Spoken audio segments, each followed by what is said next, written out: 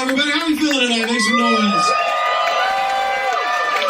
All right, already better than the last show. I love you guys. Let's go. Thank you for being here. I always like doing this at the start of the show. Make some noise if you've been to the Humble Jungle before. Yes, dude. Welcome back. We love you. Make some noise if you've never been here before. All right, welcome. I already been through the house rules, so have fun. If you got to go to the bathroom like this guy just did, get up and go. We're not holding you hostage. Have fun. Do whatever you got to do. And yeah, I do quickly. I want to thank all the women who are here because I admit it's pretty weird. It's really hard, like, selling women on this show. It's like, all right, so you're gonna go to Southwest Humboldt Park, then you're gonna walk down the side of my friend's house, then you're gonna go in his basement. So yeah, thank you, and yeah, everyone's safe. We're gonna have fun. It's the holiday season. I hope everyone enjoyed their Christmas. Hanukkah ended yesterday. I hope everyone enjoyed that. If you celebrate, I don't celebrate Hanukkah. I am from a predominantly Jewish suburb, though, so I'm not Jewish, but most of my friends growing up were Jewish, which was great. I don't know. Getting off to a weird start, I'll admit that. But no, most of my friends growing up were Jewish, which was great. The only downside was it took me a lot longer than it should have to realize I'm not going to play in the NFL. Not hard to think you're good at football when everyone on your team is, like, severely asthmatic and fighting diarrhea at all times. Most of my team is allergic to grass. I'm just like, I'm going to the fucking league. This is... And my parents knew I wasn't going to play in the NFL because they made me. They were like, yeah, that's not happening. But they didn't want to, like, crush my dreams. So they were like, hey, let's let them down softly. And I remember one time my dad was like, hey, buddy, if football doesn't work out, what's your backup plan? I was like, I don't need one. I'm the best player on the team. That was the sound. And I remember being like, Dad, I'm the best player on my team. And he was like, okay, well, the second best player is named Ezra Silverberg. So, that sound like anyone in the NFL, big guy? And let me clarify really quickly, because this is starting to feel a skosh anti-Semitic. I'm not about to agree with Kanye. We can all relax. I have a lot of Jewish friends who are currently, today, better athletes than me, without question. But I had the advantage of being the kid who hit puberty before all of them. Like, every grade had that kid. I was that kid. I've been this size since I was 13. I've had this voice since I was 12. Do you guys how jarring that was for other people? Just getting on the bus, like, hello, I'd like to go to 5th grade, please. Every bus driver's like, this is the ballsiest pedophile. In my 20 years of bus driving, I've never seen one buy a backpack before.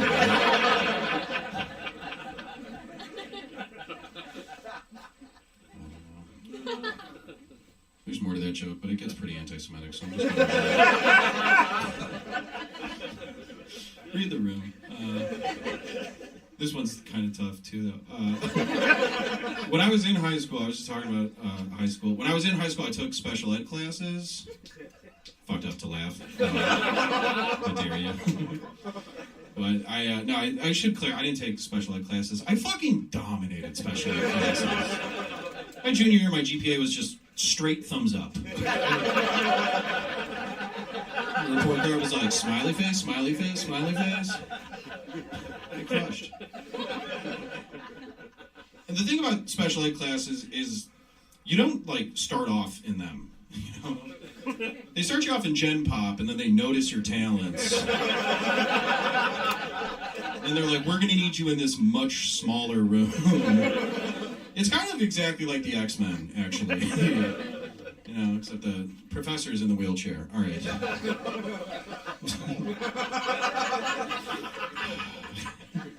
I wish it was over, but it's not. My favorite thing that ever happened when I was taking special ed classes was one time we went on a field trip, which was interesting because all the other field trips I went on, it was like, 3 months ahead of time. They'd be like, hey, in 3 months we're going to a museum. Get those permission slips in.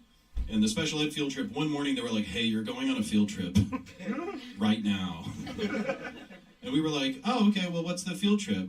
And I grew up like on the North Shore, and they were like, oh, so we're going to take a train downtown, and then we're going to take another train back. That was the whole field trip. And, if you think that's underwhelming, that's fine. But to a room full of autistic teenage boys, we were like, did you just say fucking train? We are all aboard, sir. And so, we've all heard the phrase, tragedy plus time equals comedy. I don't have any jokes about, the train. It was just the best day of my life. Kids in my... All right, so here's the best part. When they said, hey, we're taking a train downtown, my friend David in the back of the classroom, very autistic, when they went, hey, we're taking a train... You guys laughed at that, that's funny. But they went, hey, we're taking a train downtown, and from the back of the room, David went, the next train leaves at 11:37. Just had a metro schedule on deck. Just ready to roll. I fucking love David. So we take the train to Union Station, we get off the train, kids are taking pictures with conductors. It was the best day of my life. So the field trip ends, and the next day I walk into school, and all my friends who weren't in special ed, we called them muggles. I remember walking up to them and being like, oh, how was your chemistry test? Read any choo-choos? I wrote this many. And before I could really make fun of them, I found out that while my friends and I were riding the train, my high school had hosted a college fair. It's exactly what it sounds like. We were riding a train being like, oh, Union Pacific. And meanwhile, my high school was just hosting a bunch of representatives from different universities, recruiting the peers of mine to attend their schools. And the morning of that college fair, someone in the administration was like, we have to get the special kids out of the building. Put them on a train. They'll lose their minds. I don't care. I'd like to thank everyone who's laughed so far. Thank you. But the thing is, they were totally right to do that. I would have ruined that fucking college fair, just confidently walking up like, huh, what can you tell me about Harvard's special ed program?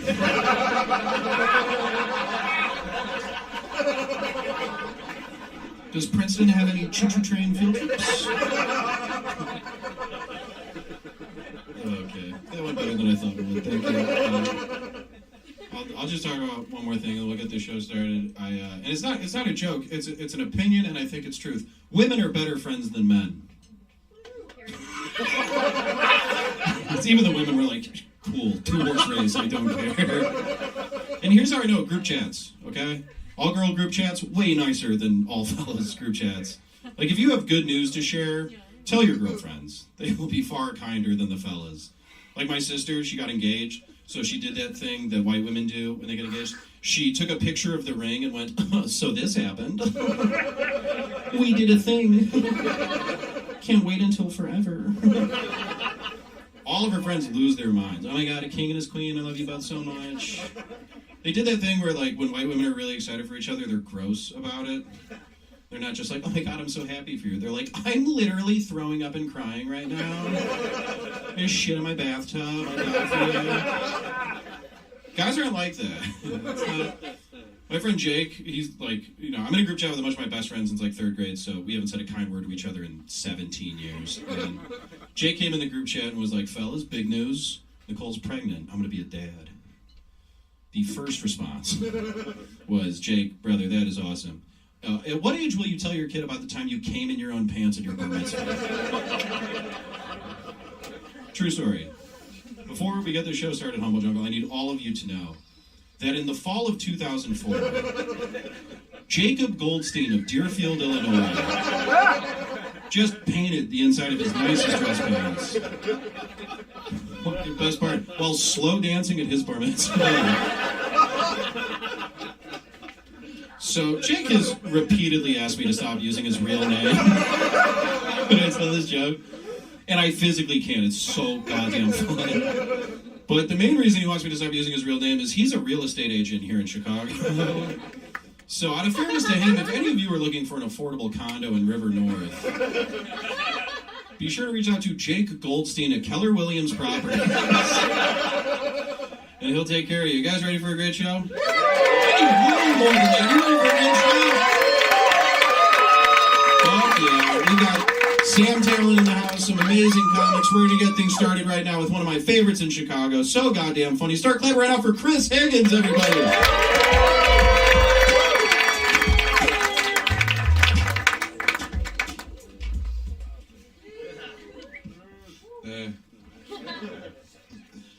I'll just get out of the way before I really get started here. I get I look like if a golden retriever became a real boy. Yeah, fucking laugh it up, you fucking bullies. That's like my personality, like through and through. Like I don't like confrontation at all. Like if any of you want to get in an argument with me after the show about something I say up here, you win. Like, thanks so much for coming up. That's a mighty strong opinion you have there. I don't have those. Let's just hang out. Like, I can't do it. Like, the other day I was in an Uber, and I buckled my seatbelt a little bit into the drive, and my driver, he didn't say anything, but he gave me a look that to me said, is there something wrong with my driving? And I just fucking unbuckled my seatbelt.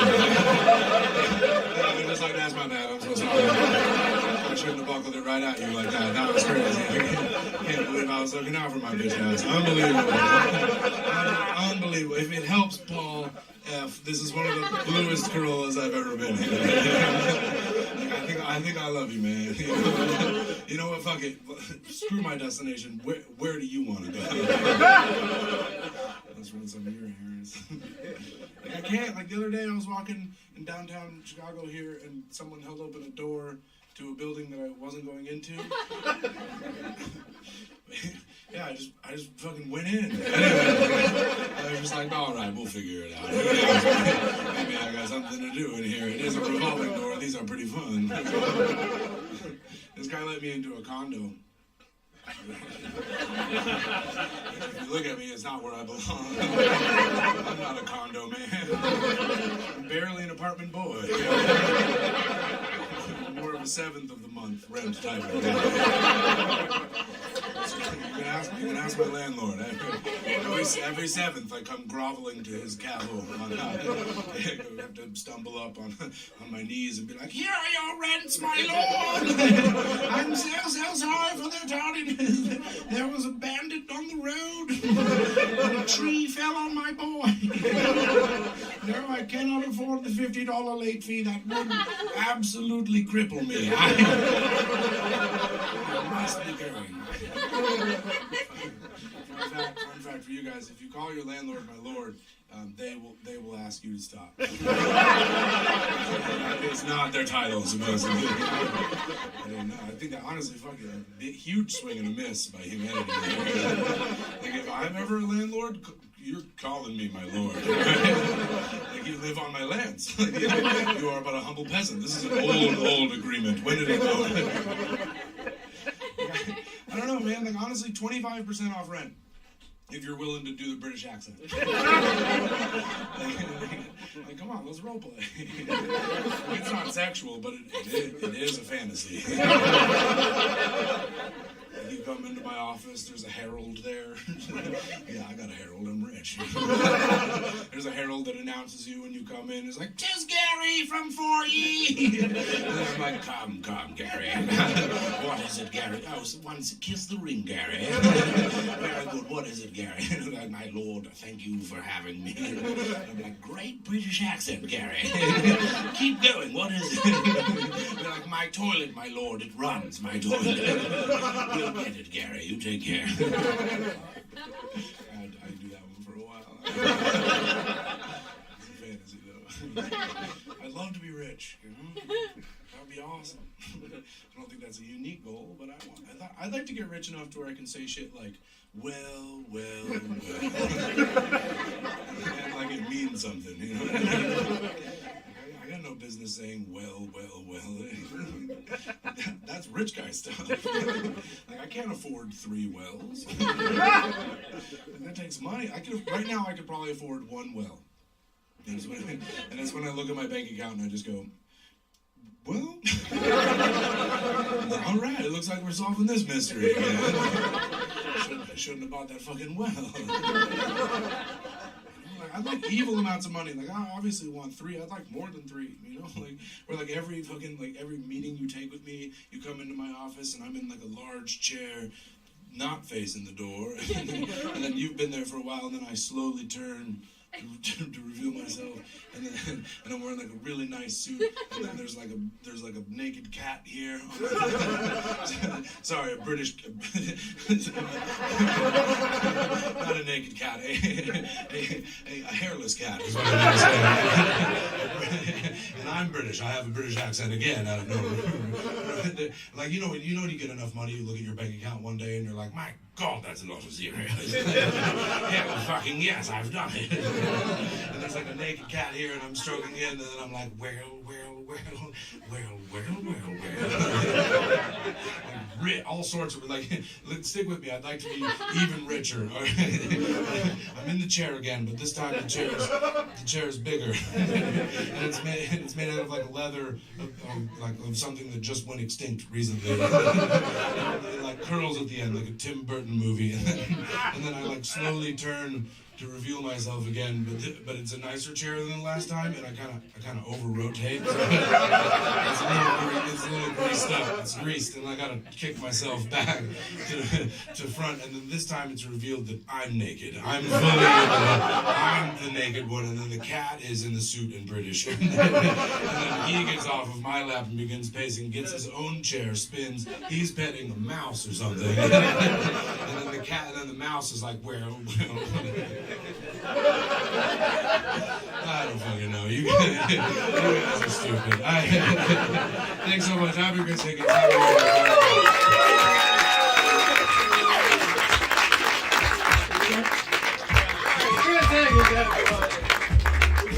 almost took out the fucking merch table. One more time for Chris Higgins, everybody. So funny. Thank you, Chris.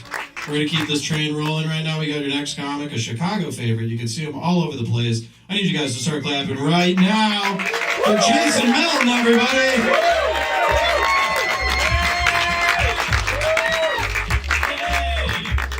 All right, what's good? Give it up for Joe one more time, your host. What's good? I'll come over here so you can see me.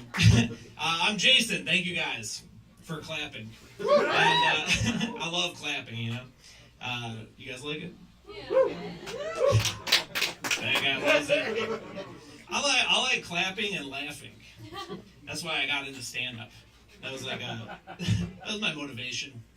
And I figured out too, when you do stand-up, there's two ways to get people to clap. The first one is I just asked for it, like Joe. And then you could also... I'm not being funny, that's what he did. He asked for clapping. You knew what he meant. The other thing you could do is you could just say something everyone likes. That also works. Like, the first time I ever seen it, I seen a guy, he's on stage, he goes, "Fuck vegans." And I was like, yeah. I'm gonna start clapping for him. I was like, that is a badass move, you know? I'm gonna try that when I get on stage. So I get up there, I'm like, "Let's stop human trafficking." Crickets. Nobody clapped. God damn it, dude, another pro-slavery crowd. Why do people always book me for this one, you know?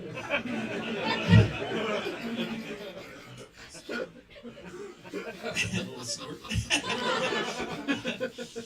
Sam likes that, he speaks pig. It's pig snort, I'm not being rude. What was I saying? Oh yeah, the vegan thing. I was kind of bummed though, because when I was doing that show, I was a vegan at the time, so it felt like the whole crowd was just saying "fuck you" to me, you know? Like I felt bad, and it was tough because I became a vegetarian, a vegan. I'm a vegetarian now, but I couldn't handle it, dude. But I became one when I was living in Indiana, and that was brutal because people in Indiana would just call me a pussy to my face, you know? Like, they're like, "Oh, you don't eat meat, you bitch. What do you want to eat, you pussy, huh? Probably the cum of a guy or something. Because you're gay. For not eating meat." And it was rough. I just had to live with it, but I got annoyed when I realized one day, like, people who do eat meat, they draw a line. Like, they don't eat every kind of meat. That's what I found out. You know what I'm saying? Do you eat meat? Some, right? But I bet you don't eat horses, cats, and dogs, right? Like sometimes. You're not being honest. Do you eat it? No. You know why, right? Tell me. Because you're a fucking pussy. That's right. Man up and eat a cat. Don't eat a cum of a guy. And never hug your kids. Roll all your emotions into anger. Or even the good ones. That's Indiana shit. What about a human baby? That's me. What if it's... Yeah, I know. I wish I could quit baby. It just tastes so good, you know? You ever had a baby? What if it was in like a really good sauce or something like that? It's like Anthony Bourdain's last sauce. Once in a lifetime opportunity. I'll sweeten the deal. The baby is your least favorite race. I'm kidding. JK. Hey, there's only one race, the human race. Am I right, folks? That's what racists actually say. That's funny to say it. I grew up in Indiana, so I started drinking when I was like 14. I don't drink anymore. You can't, I backed over a few kids and they don't let you back in the bar after that. I'm just kidding, I didn't do that. But, you guys, anybody else start drinking young? Make some noise, huh? Yeah, that's right. How young were you? 12. 12, that's the shit. This guy's cool. It's good. No, it's good. You gotta start drinking young. People that aren't proud of it, but it's good. You gotta stop. You gotta pour that on your brain before it fully grows. You won't become too smart. That's what happened to Ted Kaczynski, the Unabomber. He went to college when he was like 16. I'll tell you what, me and this guy, we'll never make a bomb, right? The math is too advanced. We can't handle it. We just gotta be cool forever. Yeah, Indiana. We used to, first time I ever drank, I stole booze from my mom. That's how we get started. And it was like the best ever. So we just do that. We'd steal booze from our parents, and then we'd drink it on a couch in the woods. And then somebody would light the couch on fire. And then we'd spend the next week looking for a new couch. That was like my whole high school life. And honestly, it is the most purpose I've ever had. It was like, I knew what I was getting into next. Good old days, they say. Don't you miss high school? Eventually, you can't get more booze from your parents. It's all water and food coloring in it. And, you gotta do new tricks. Like before you get people to buy booze for you, like somebody's uncle will do it. I still laugh at this guy. It was like my friend Crackhead Tommy had this like uncle who. He came and bought his booze. 30-year-old guy riding up on a BMX bike. Right? Lots of tattoos before it was normal to have tattoos. He looked like Pete Davidson, except for real. And he bought us some vodka, or some Skull vodka. And it's made from skulls. He comes out and he says, "Look, if you guys tell anybody I bought you this, I'll murk you." And what makes me laugh is imagining us tattling on him, and then he comes back and has to kill a bunch of 14-year-olds. That's so funny to me. God damn it, I made a promise. Sorry. I'm going to kill all these kids. I remember we used to I'm from Northwest Indiana, so we go to Gary and hang out with my friend Adam McKnight, and we would do a Hey Mister. Have you ever heard of that? Hey Mister? What do you call it? Mr. Brister. I lost my ID. I think you're drunk. What is it? Mr. something? Mr. I lost my ID. Yeah, you would know exactly what I'm talking about. Sorry for being rude. So, yeah, you ask a stranger to buy you booze, and you got to get a guy who, you can't get anybody because people have morals. So you got to find a guy who looks like his life is falling apart. Bad life situation, and he'll buy you booze because when he was a kid, he used to get strangers to buy him booze the same way. And now his life is awful, and he has no legacy, nothing just good in his life. So what he does is he buys kids booze, and then they grow up to become him. And that's how those guys have kids. So we did this in Gary one night, the murder capital of the country at the time. Back when Gary was on it, they felt it number 10 now. It's fucking bullshit. But Gary, I was the murder capital when I was a kid, and we get this guy to buy us booze, 40-year-old guy, and he comes out 30-pack of Bush Ice was what it was. Bush Ice, we like that. It's got the ice built in, and he's like, I got the beer, but if I just give it to you in the parking lot, everyone will know I did something illegal. So you guys should just hop in the back of my car. And we're like, dude, you were so smart. Yeah, for sure. He got in his car and he handed over. He's like, well, if I just give it to you, it's the same thing. You get out with the booze, everyone can tell what I did. So let me just drive you down the street a little. And we're like, oh my God, you think of everything. I don't want to get in trouble. So he backs out and he starts driving, and he gets really tense in the car, And I think you could tell it was tense. He broke the silence. He goes, "You boys been fucking tonight?" I'm 15. I'm not gonna have sex for another 30 years. I'm like, no, sir. He's like, oh, we all smell like pussy. And then he just dropped us off. We were fine. But whoever he picked up next, they're dead for sure. That trial run went so good. Now I just gotta find some hot kids. They're dead. Thank you guys so much. Give it up.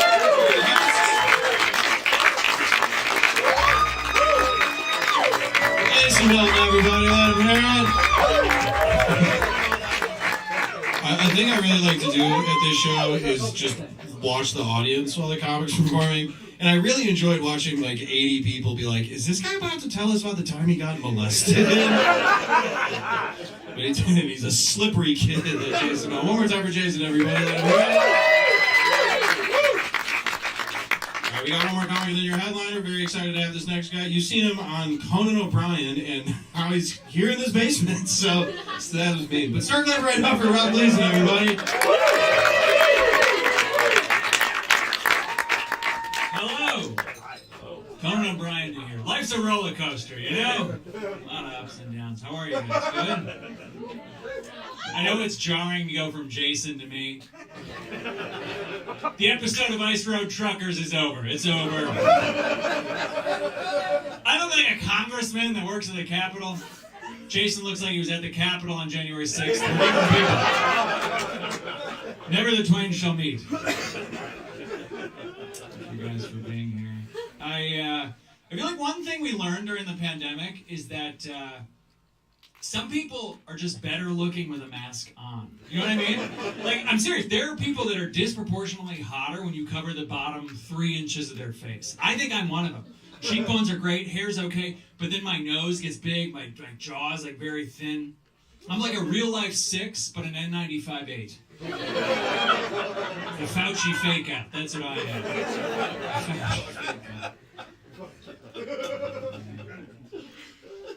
I haven't had sex in a while. Because now that I can't wear a mask, it's hard to get laid. Hard to get this dick wet without a mask covering my ugly lips. It's amazing. The mouth, it's all got to work together with the face. That's what it is. It's all got to work together. I haven't had sex. I was very bored. I didn't have a lot to do today. Bored and horny is a bad combination. Bored and horny is bad. Everyone knows. Every guy in here knows it. You know. Every girl in here knows it too. You're bored. You're horny. You make bad choices. Bad. If you could go back in time and ask Hitler, why'd you do all that bad shit? There's a good chance he'd be like, I was so bored and horny. I don't know. You make stupid fucking choices. So I was horny, and I was also bored, and so at 3 o'clock this afternoon, I was like, fuck it. Let me check out OnlyFans. Let me see what OnlyFans is about. I've never been on the site, read about, know what it is. Let me check out OnlyFans. You know this, you know what it is, right? It's a website where sexy entrepreneurs post videos, and then people pay to watch them. It's kind of like Pornhub meets Etsy. And, it's great. I'm all for it. I'm sex positive. So I was like, let me get on there. And I find this one. I go through, make a little profile, and start like perusing the entrepreneurs. And I find this one so hot. She's got fucking tattoos and shit. And she's like fucking guys in the ass, which is my thing. Of course it is. And it's so fucking hot. So I start watching her videos. I'm like, oh my god. And I get this idea. I'm like, you know what would be really hot, Rob? Is if I send her a tip. That's how the site works. That's how, I'm like, maybe I'll send her a tip. Maybe she'll message me back and say, I want to fuck you in the ass. I don't know. Anything can happen. So I'm like, I'm going to send her a tip. So I pop the little sidebar out. And I start putting my credit card information, watching her videos so hot. Put in the little CCV code, watching her videos so hot. I put $100 in the amount box. And I hit send on the tip. But the transaction gets blocked. Doesn't go through. Now, usually when that happens, you get a text from the bank. It'll say, like, press 1 if this is you, press 2 if it's not. I didn't get a text. So in the middle of jerking off to OnlyFans, I called Chase Credit Card Services. Swear to God. And this poor girl answered. She goes, hi, this is Molly with Chase Credit Services. Can I help you? Yeah. Hey, Molly.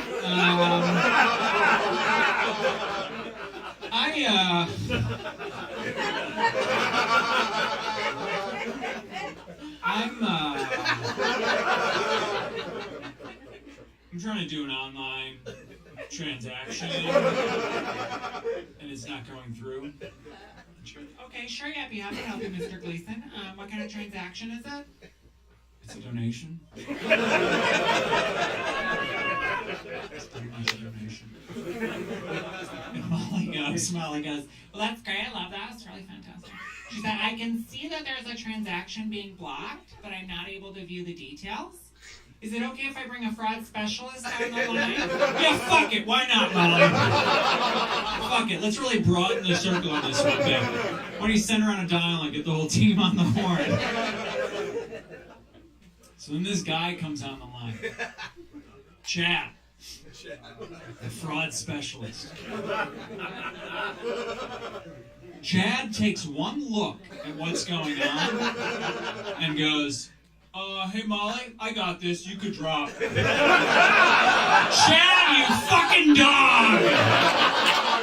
Molly hangs up. I swear to fucking God, Chad goes, hey Rob, what's up? I said, Chad, I am bored and I'm horny and I'm trying to throw money at a person I have never met. He goes, no problem, let me click a few things, I'll be right back. Chad goes off the line, he comes back on, he goes, Mr. Gleeson, you should be good to go now. The transaction will go through. Do you want me to stay on the line?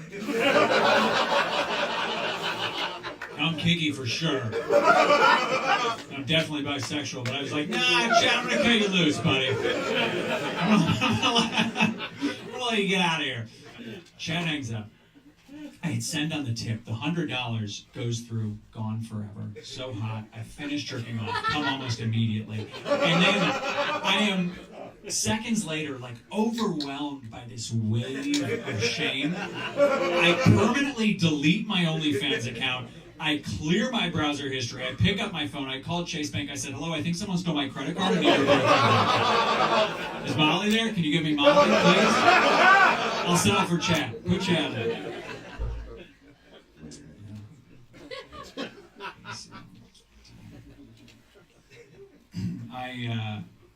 I'm married now, which is great. I love it. 11 months ago, though, it's been 11 months since we bought a butt plug. We haven't used it once. It's just staring at us. It's just there, staring at us. We were in sex therapy. We've been together for a long time, so we were in sex therapy. We were trying to make things better. The therapist was like, you should buy a butt plug. And I was like, fucking great idea, let's do it. And then they're just like, shortly thereafter, our physical relationships just like dissolved, and now we just own this butt plug that doesn't get used. And I took it out of the package and have been secretly using it as like a dryer ball. It's great at that.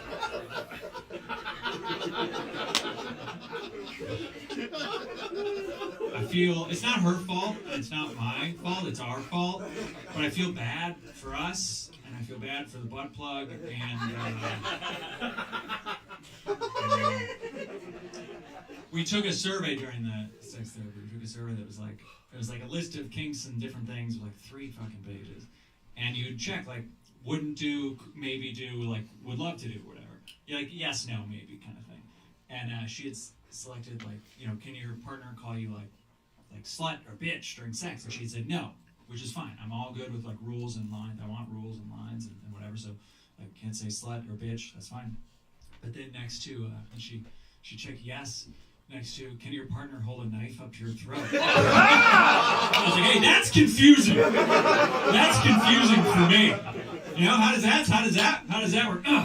Yeah, I'm gonna fucking slit your throat, you lovely lady. All right, my name's Rob. Please don't tell my wife. Thanks a lot.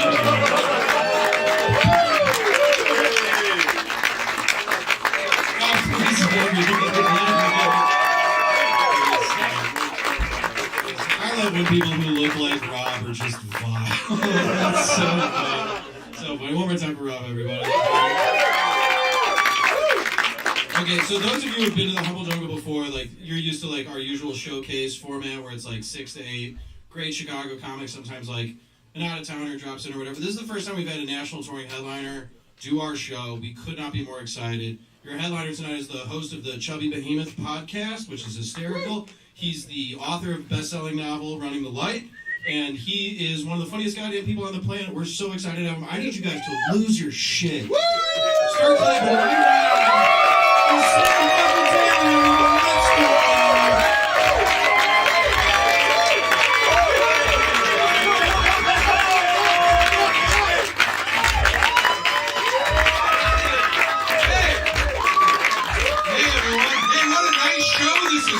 Right? You all enjoyed this show. It's been good. That was a very mean intro that Joe gave Rob Gleeson. He was like, Rob Gleeson, he was on Conan. And now look at him. Now look where he is. In the dirt with the worms. He's subterranean now. Thought you were cool then, Rob. Look at you now, eating dirt. Rob shouldn't have to hang out with anyone on this lineup. He shouldn't have to be with men who look like us, ever. Rob's got a shirt that buttons and cheekbones. He has health insurance. And he's just on the lineup with fucking 3 upright pigs and Joe.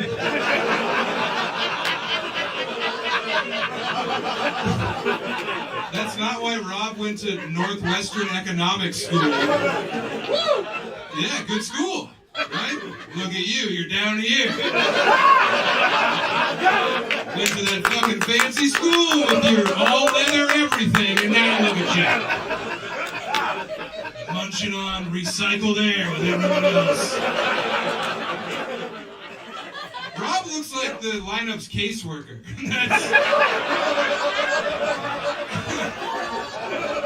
Like the state paid him to be here. And then he just calls the halfway house and he's like, they said where they were going to be. They're actually here. We've got to confirm that. Fucking Rob. Hot Rob!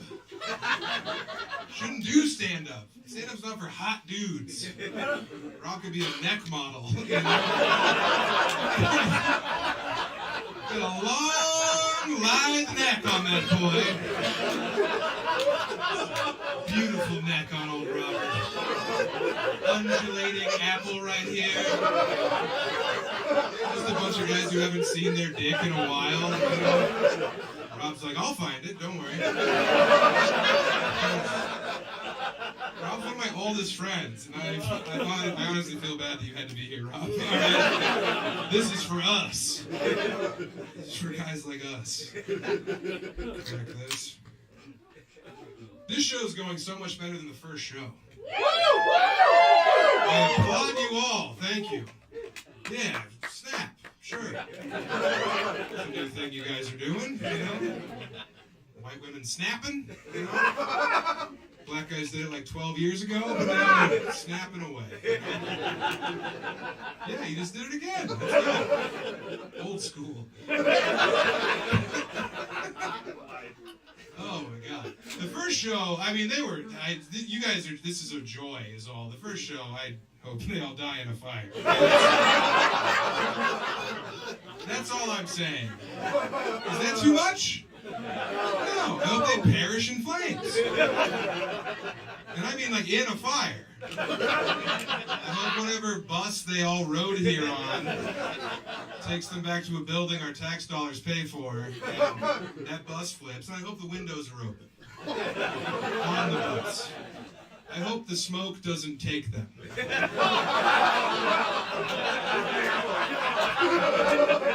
that make sense? I want them to be alert as their teeth and bones melt. That's all I'm saying. This electrical pipe is dripping? That's good. Now I understand why this is donations only. This fucking elaborate money laundering scheme they're running here. Get on out of here. Get out.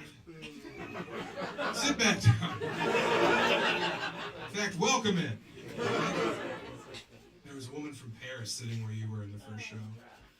Rough. She was okay. She just didn't speak any English.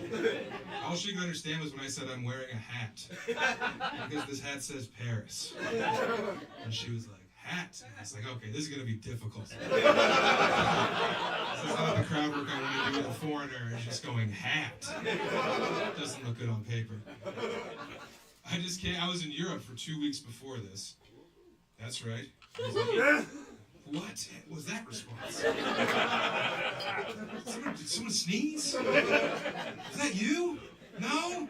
You never sneezed in your life, have you? Everything that comes out of your body, you control. I've never admitted anything on accident. Nothing leaves me unless I want it to come out. It's good. It's a compliment. I come soft all the time. Anyone done that recently? Good. God, that's never fun. Blowing a load limp.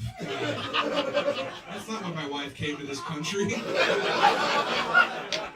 To receive that dainty gift. Does it always drip? Should we be concerned at all? That this poorly... Look at this. No, don't touch that. That's spicier than we hoped for. Round of applause for the house here for having this comedy show. This is good. Professor Pizza's upstairs. Yeah. On the first show, a bunch of greedy little pigs didn't pay for their pizza. Yeah, boo! Boo! You've never had pizza. Shut up, right? Shut up, guy who fears carbs. Shut up. So if anyone's trying to do a big pizza heist later, don't. Because the professor's pissed. I'm not laughing. He's very upset, right? So pay him for his delicious pies. I've had a pie in my day. Not a joke, just no windowsills are safe when I'm around. Oh yeah. Oh God, I miss those days. Post-World War II America. Bunch of war widows, bacon apple pies, hoping that the scent will bring their dead son back to the fucking house. And then there I was, just scooping them up. Slap the wall when you're having fun. What do you got, Corona? Me gusta. Corona is Las Chela Más Mejor. Okay. Trying to connect. Instead, accidentally racist. That's what you want. Quit guessing. I was. in Amsterdam. Got real high with my dad. Yeah, there's a lot of just beautiful. Anyone been to Amsterdam? Oh yeah. Why are you waving your hand like a child drowning? You been there? It's good. Just babe city. So many fucking beautiful women. The women in Amsterdam, all over Europe, honestly, there's so many beautiful women. And I feel like if I were to engage in sex with them, I feel like my seed would end their life. Like, they're so healthy and perfect that if I were to blow a load in them, they would perish. Like, their uterus would wilt like a flower and just fall out. That's how hot they are. Yes, yes, yes! That's how I feel! I don't know what it's like to be Hitler's dream come true. Hot guy with blue eyes and wearing leather? Yeah, that's what the war was about. You know how many people died to achieve your bone structure? We all want to look like that. That's how we look at it. That's what we want to look like. Really makes you think. See a guy that hot, and you're like, what side am I on? How many people have to die to have cheekbones? Quit waving your giant hand around. Right? Jesus Christ, Stretch, chill out. Look at you all crammed in that chair. Look, you're staying warm around the fire. These are real, by the way. Yeah, a lot of hot women. I don't think I can breed with European women. Just ruin them internally. That's just a thought that I had over there.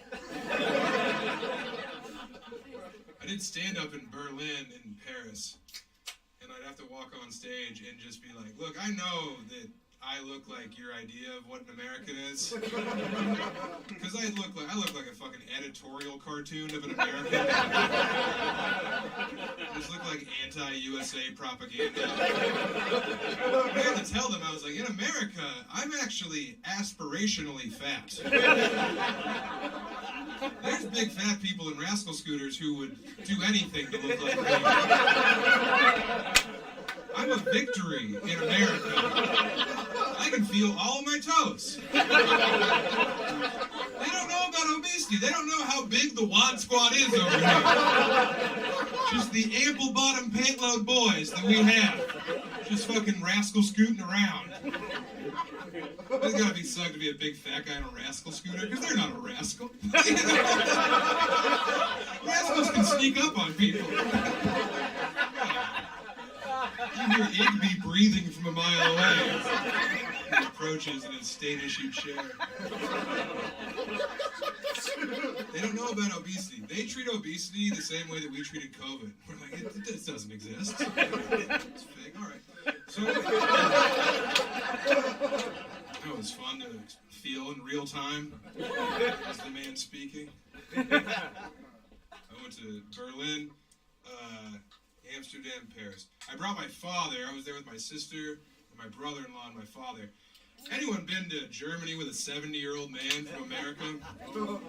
As soon as they get off that plane, they become a history buff. They just hit you with the least fun facts you've ever heard. They know everything about old Hitler right away. Hitler no good, right? I wish it was a little more overwhelming. I was talking to, Melton about the Hitler issue. Remember Melton? Jason Melton? Oh, yeah. Yeah. That's the general effect his comedy has. Remember the grosser fat guy?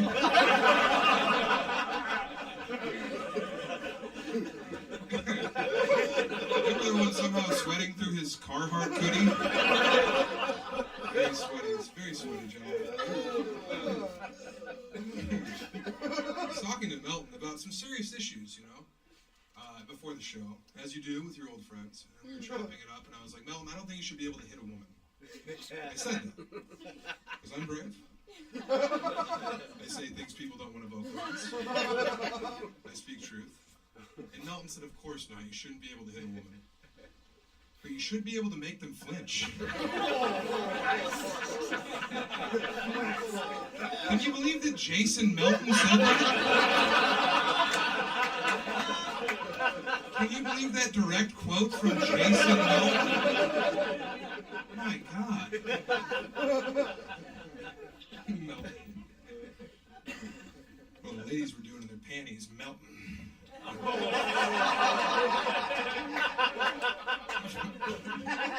That's not good. Look, don't shake your head now, stretch. Come on. I have to run the pick and roll out of here. White people nervous, black guy laughing? Yes. Welcome to Chicago. Giant hands. Those are meaty mitts. Damn, those are big hands. Yes. That's what I like. It's fun to have fun. You gotta do it, You gotta have fun. Because of the ever-looming specter of death. You guys fear death? Well, you should. Not as much as I should. You'll be okay. You'll have plenty of time after I'm interned. I feared it. Well, death's out there. It's ever looming, And I was recently touched by the mercurial finger of death. Last year on September 11th. Heard of it?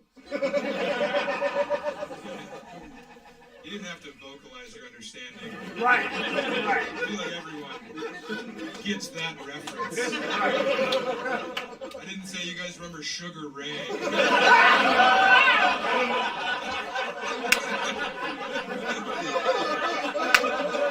didn't say, hey, you guys remember 3/11. 9/11, the big one. They call it abroad the International Day of Karma. Then we got what was coming. On September 11th of last year, the previous year, 2021, my mother died. You're sorry. Did you do it? Still looking for a killer. It was Melton. He analed her to death. That's enough of that kind of talk. My mom died on September 11th, which sucks because now on September 11th, I have to pretend to be sad about two things.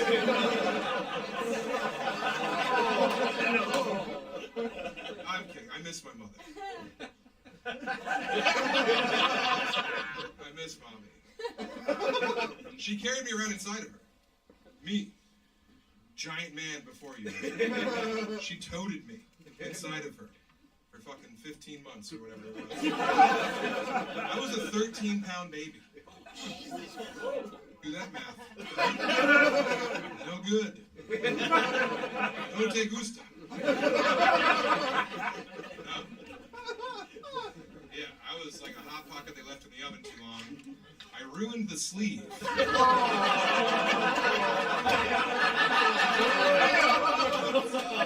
That's the first thing I did to my mom. That's the first thing I did before I grew there. I ripped her from asshole to belly button. So now Dad's pissed. Ruined his favorite hole in Mom. I hope that was his favorite hole. I hope he wasn't butt-fucking my mother. You don't butt-fuck the woman you love. That's what drifters are for, Go to the bus stop with a pack of Cools and some ravioli in a can. Make a friend.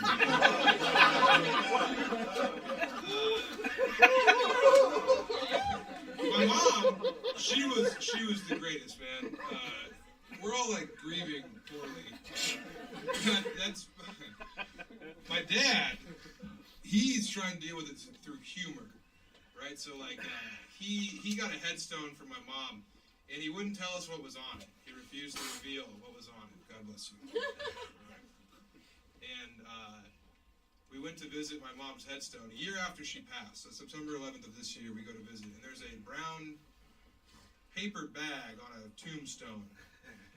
And my dad would gather around and we weep and we hold each other and we console this loss of our matriarch yet again. And my dad he takes off the bag, and it's a headstone that says Lisbeth Patricia Tallent, November 17th, 1953 to September 11th, 2021. And then in quotes below that it says, "I'll be seeing you all very soon." So that's how my dad memorialized his wife of 43 years, is with a decent joke. It wasn't even an act out. My sister's not doing good because she's a woman. She doesn't know how to mourn like me, a big, strong man. Fellas, you know how we mourn, right? Smoking cigarettes in the kitchen with the lights on. His hand over the burner, flame on. Mommy didn't like a crybaby! That's good, that's normal. That's healthy.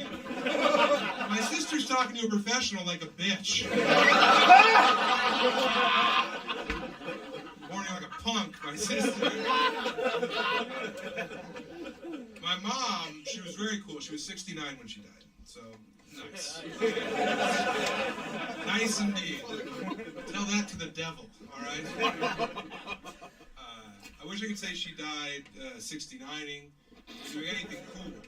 But she died doing what she loved. She was complaining of chest pain.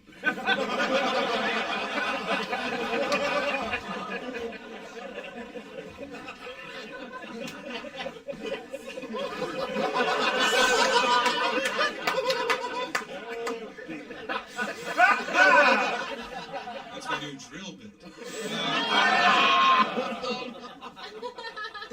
Shut up. You loved it until right then. I can't let everyone love me. My mother's death put everything into perspective.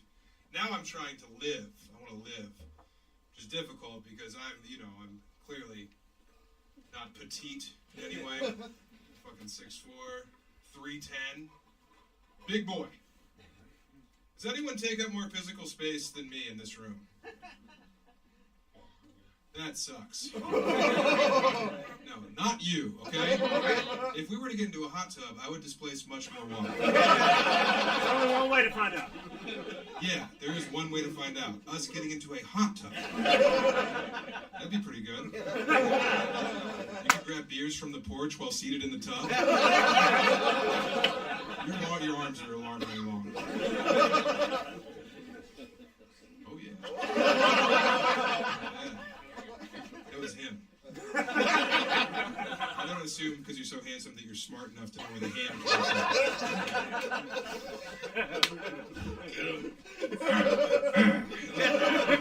from. I'm growling. I'm trying to get strong. Because here's the thing, like I'm not fat enough for people to give a shit about me being this fat. Like they don't hide the fact that they're aware of how much of a fat guy I am. I checked into a hotel with my wife, my beautiful wife. Lovely woman. Sure, yeah, short hair, giant tits. Heavy hangers on this thing. Couple of dumpers. I love her for her brain and also her just enormous breasts. I've been on the road for 20 days. I haven't seen her. I'll see her New Year's Eve. And boy, am I going to come soft. I will ruin whatever cutoffs I wear at the airport. Yeah. I can't wait to see her cut off her bra and say, "Release the pigs." It's a fun game we play. It's fun. I don't even think you can palm one of these things. She tried out for the Globetrotters. She was the ball. Ow!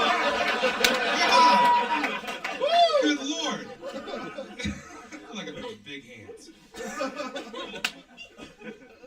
this room collapsed, you would dig us all out. I'd dig you out. You dig me out? Him less. Okay. I don't know what that's about. I wouldn't save him either. We don't need him in the future. We need him now. So yeah, my wife, we checked into a hotel once. This is how I was alerted of the fact that I'm immense. We check in, and the hotel guy was like, "Thank you for staying here, Mrs. Tallent. We want to let you know the gym is open 24/7. All right, we put your room right next to the gym. It's great. We got free weights. We got a pool in there. Have a good time. But it's unsupervised. So have fun, but be careful. Mr. Tallent, breakfast starts at 6 a.m. It's unsupervised. So have fun, but be careful." They said that to me in front of the woman I'm about to take upstairs and ruin the sheets upon. Right? Boy, we gotta burn the whole thing down right now. And I'm lifting weights. I'm trying to work on the meat's not marbled the way that you would assume it is. Right? That's what I'm trying to tell you. I'm lifting weights not for like a fun, practical reason. I'm lifting weights strictly because I don't want my arms to shake during missionary. I'm trying to avoid that. I looked at him knowingly. You know how much it sucks to climb on top of your wife to engage in penetrative sex? And when I hop on top of her, there's just this little fucking micro-storm of fear on her face. There's just a flash of terror whenever I go to mount. Yeah, I'm on there. I'm like a big old bridge. And my wife's like a homeless person trying to stay warm. And the trash fire is my penis. Right? And I go to get on top, and she's worried the bridge is going to collapse. And she can see him quivering. That's not what you want. A missionary is gross enough as it is. I don't even do that anymore. Man, missionary, yay or nay? They have doggy style now. Now everyone can watch Benson and Stabler, you know? Women love to watch SVU during penetrative intercourse. I don't get it. Missionary's back, it's just me sweating into her open mouth. It's just me dripping beads of goo into her mouth. And then every 3 minutes I go, "Don't move, I'm so close!" It's not good. The kids are doing cool stuff during sex. You know about this, sir? You seen this? You heard about this? Have you seen this? Have you heard about this? That's my impression of a comic bombing at a blind and deaf school.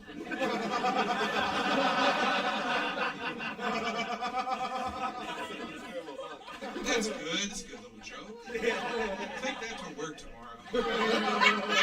Meet the HR guy. They're doing this new cool thing called the Standing 69. Ma'am, you seem petite, like you might engage in this kind of stuff. You've heard of this, right? You read the paper? Yeah. That's all Nickelodeon News is talking about. It's the Standing 69. And I tried it. And I gotta tell you, it turns out it's very hard to eat pussy upside down.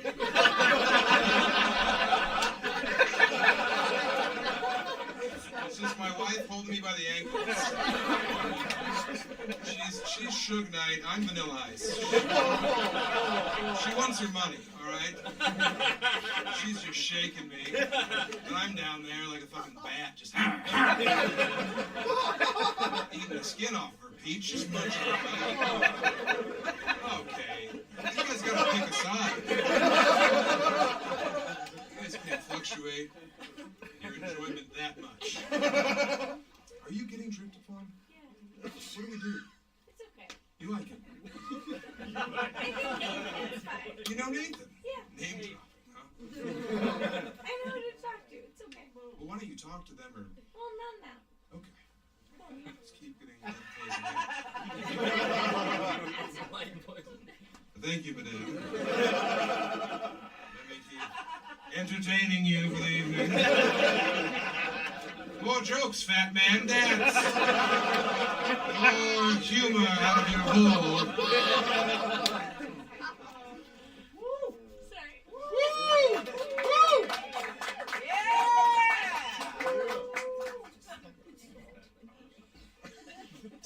fix anything.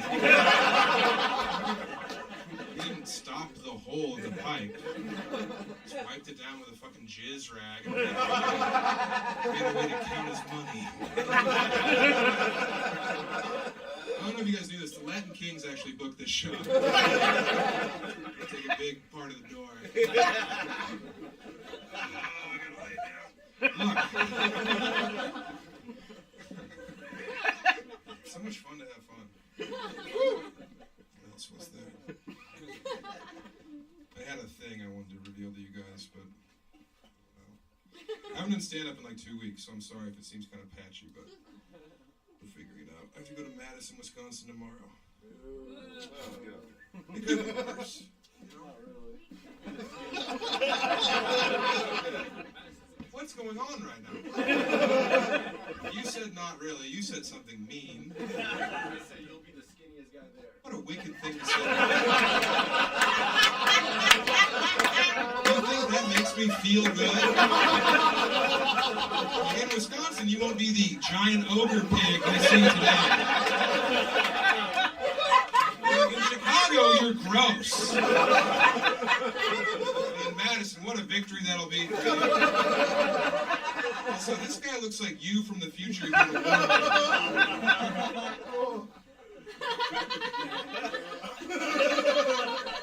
I wrong? Wasn't talking to you. Where'd fucking Too Tall go? Did he go swat some planes out of the air?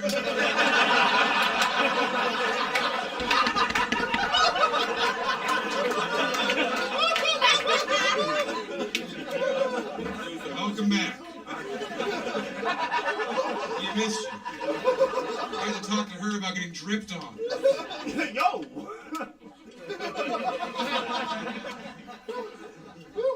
You have any thoughts on Madison, Wisconsin? Oldest Redding died there. Okay. Finally, some good news. Why do you know that? Big soul guy. Okay. Big bowl guy. I have a novelty-sized toilet in my house. Sorry, that's a Melton joke. Vape him if you got him, by the way. No rules in the underground. Right? Vape it up. Yeah, honk it. I'm in Madison for all of New Year's weekend. Wisconsin, you know, obviously you guys are superior. But you don't have a city built of water slides. Wisconsin Dells are a hell of a place. It's a very American place. It should not be allowed. I did not know about the Dells until I was doing a comedic show, right? A standing-up comedy show. It wasn't a pumpkin eating contest, as you assume.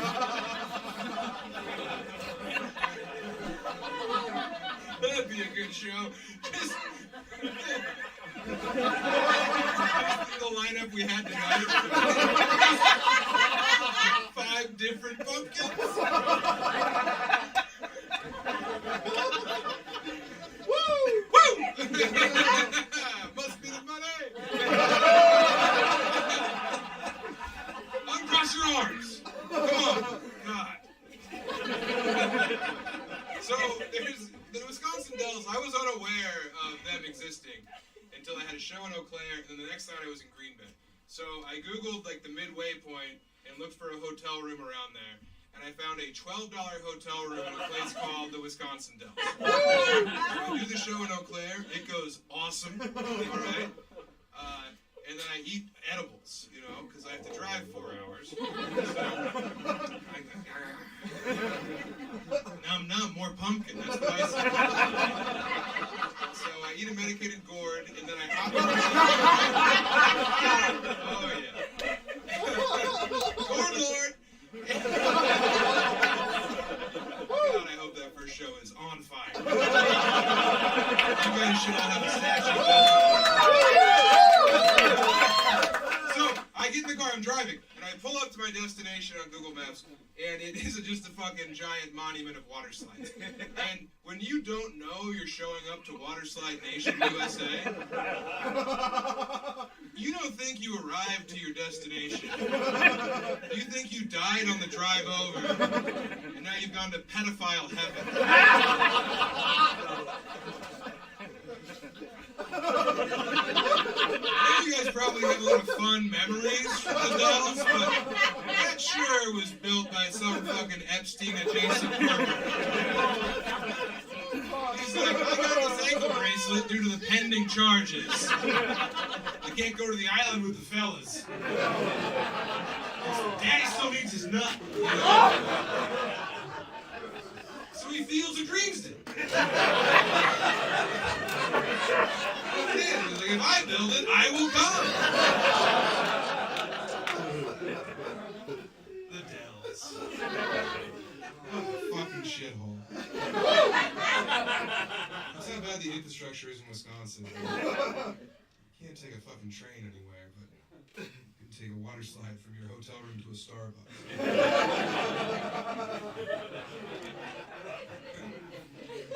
Oh, man.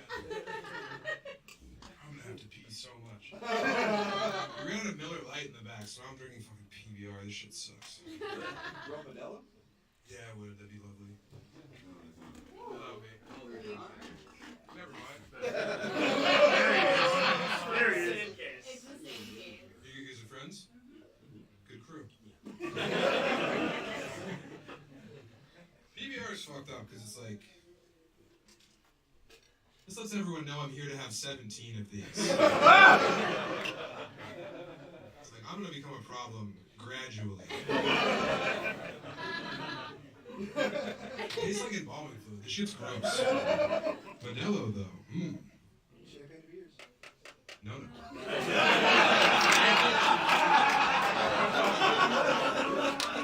Nice try. Signing that letter. Look, I'll be the fucking king of cheap beer. If I need to talk about buying a cool sweater, I'll talk to you.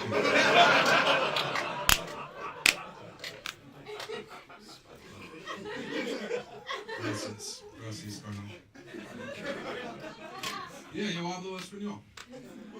¿Hablas español? Sí. Sí, sí, ¿qué tal? Bueno.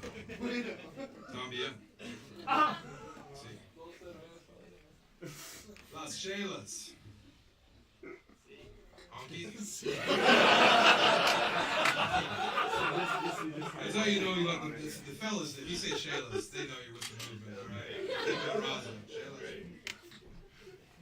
I use Duolingo to learn Spanish. Duolingo. Anyone else use Duolingo in here? Yeah. You like it? Más o menos. Más o menos, sí, sí. More or less, I said yes. Better yourselves. Are you learning Spanish? Sí, yo hablo un poquito. ¿Aprendes español? Poquito. Sí, poquito. Sí, sí. Claro. Spanish is cool, but Duolingo is a bad way to learn it. Because it's like, Duolingo is an app that's in my phone, and it's algorithmically based, right? So it knows everything about me, and it teaches me things I need to know how to say.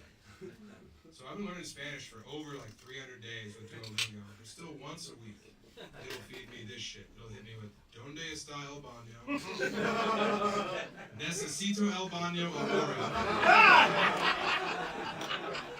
It hit me with this. It hit me with, ¿Dónde está el baño? Necesito hacer marrón. Which means, where's the, ¿Dónde está el baño? Where's the bathroom? I need to make brown. Not even caca. I need to make brown. That's how dumb and full of shit it thinks I am. Duolingo didn't think I could go to Spain without being able to fucking grab a waiter, El Camarero. Just grab them by their shirt, camisa, and be like, fucking, I need to make brown. What? Duolingo hit me with this. Hago leche. Which means, I make milk. How did Duolingo know that I make milk? Mis chichis. Mis chichis hacen leche. Alright? Mi leche is muy mal. Demasiado salt. What comes out of here tastes like horchata with a ramen seasoning packet.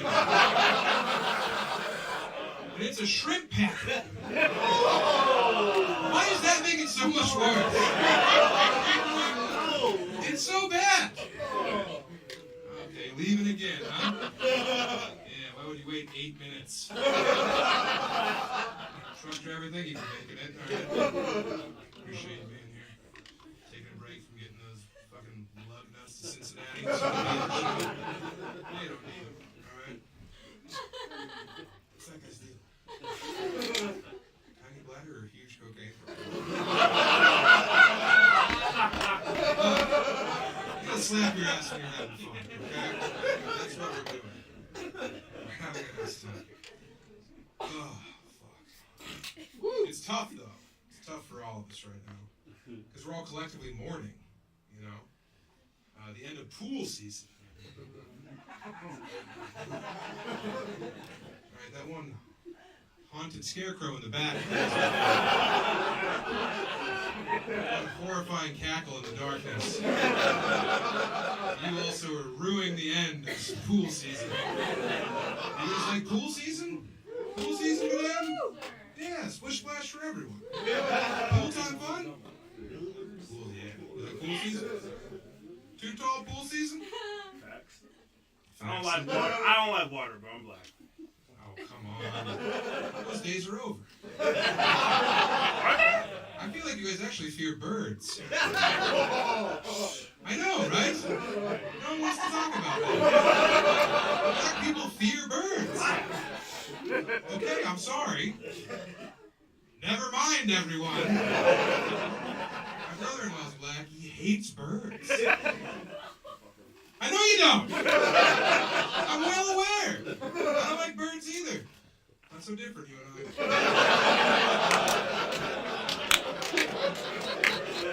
Kind of the same guy, really. It's as if no one could tell the difference between you and me. It's kind of like when I shut my eyes, I view myself as looking like you. Birds? I mean, también. Gracias, Carmen. Pool time fun for everyone is over because of the cold weather. What I like most about pool time, you there, remember the game of chicken? Did you enjoy chicken, sir? Of course you did. You're a red-blooded American man. You like chicken, didn't you? You fucking loved it. You didn't like it? Why? Because you got to be on top every time? Oh, it's a lot of pressure. You're literally exerting a lot of pressure on guys like me as we hold you up so you can shine like God's chosen diamond. You were on bottom every fucking time, weren't you? I was on top once. And every year on that boy's birthday, I send flowers to his grave. I smushed a boy and I gave him chicken one time. I was so jealous of little petite flowers like yourself. Just loving it up there. Just looking like a glistening little orb of joy. Here's how chicken works, alright? You're 13 years old. You're a little fat boy. You're an impoverished kid's birthday party at a rec center. You for sure are. You know the kind of kid I'm talking about. White trash kid, cut off sleeves, rat tail. Someone has a cigarette burn. His mom's boyfriend shows up with a bunch of Little Caesars hot and ready. Yeah, you're a little fat kid. You grab one, you eat it in the bathroom so no one can see you. Fuck Little Caesars. I fucking hate Little Caesars. I know, don't rag on Little Caesars, but I was molested at a Little Caesars. Yeah, I was young, I was adorable, I was hot, but I was not ready.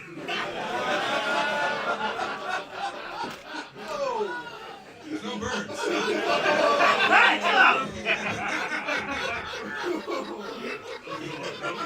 Fighting up.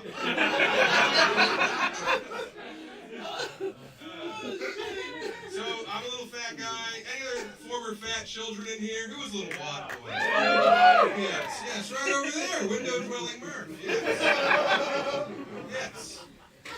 You get two fat kids. We get in the pool. Shirts on, and they've never been more on. I was a little obese 13-year-old boy getting into a pool with my white shirt on. I look like fucking baklava. Right? I'm just sticky and translucent and covered in nuts, and I'm in that pool. We talked to a couple of young ladies. We're like, hey, young mama, hey, little thing, you want to play chicken? You guys come up, fucking saddle us up. Ride us around like your little boy ponies. You're having fun. You're giggling. You're wiggling. You're living it up. I'm drinking chlorinated piss. Also, you can have fun. Look at me. I'm wearing a two-piece. I'm wearing a two-piece as well. Where's my parade? Maybe one of your titties pops out. I'll never know. 'Cause I'm down here. The best thing I can hope for is one of your boobs bounced off the top of my head.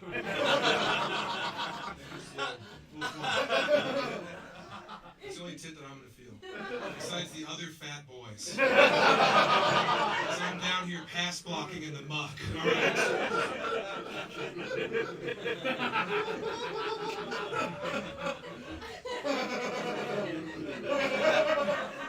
And you fall off.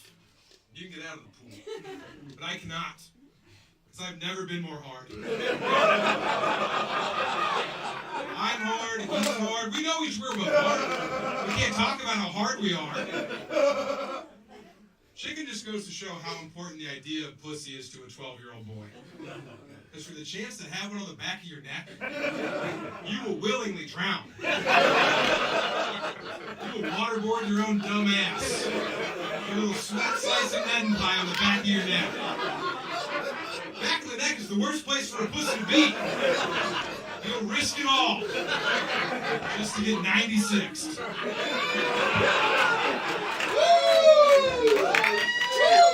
Chicago, I've been Sam Tallent. Thank you very much. I would encourage you to buy a t-shirt, all right? Buy a t-shirt from me. $20 cash, credit, Venmo. If you're Latino, Cash App. I don't know what it is. Well, demographically speaking, Cash App, revered by Latino community. Right? Buy a shirt off me. And also, Professor Pizza has pizza upstairs. Buy it off of him. Alright? Unlike that Little Caesars guy, he never molested anyone. Professor Pizza, buy a shirt from me. Thank you everyone for coming.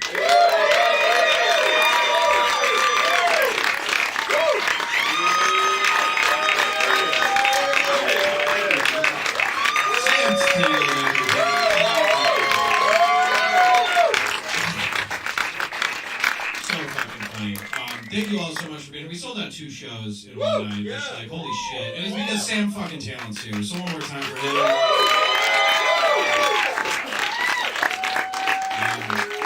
We got a merch table at the back, so there's some Humble Jungle stuff, which is like we started a non-profit, I think. I don't know. Maybe tell you about that.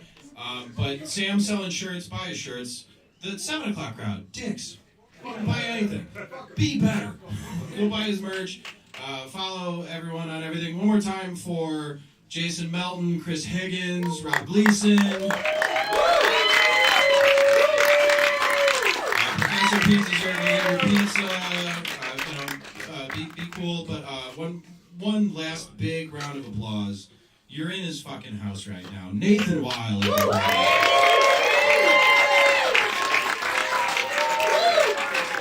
I've been Joe Eames, I've been your host. This is her. She's just going to be cool and just play you guys out. So thank you so much for coming out. We love all you guys. Thank you. All right. Happy New Year.